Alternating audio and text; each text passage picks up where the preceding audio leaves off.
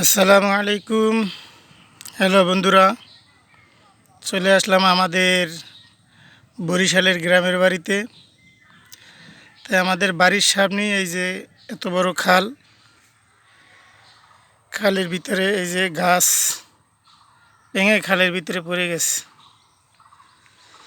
তাই স্মৃতিস্বরূপ একটু ভিডিও করলাম। খালের ওই পার,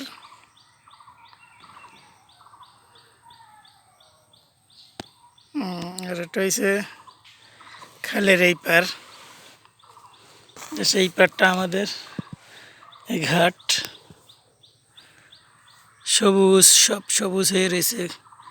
গাছের যেন জৈবনকাল, একদম পুরা সবুজে ভরা পাতা, ঘাস আর গাছ, অসাধারণ। কত বড় খাল দেখছেন আমাদের বাড়ির সামনে। যাদের ভালো লাগবে অবশ্যই কমেন্ট করবেন, লাইক করবেন। সবাইকে আল্লাহ হাফেজ।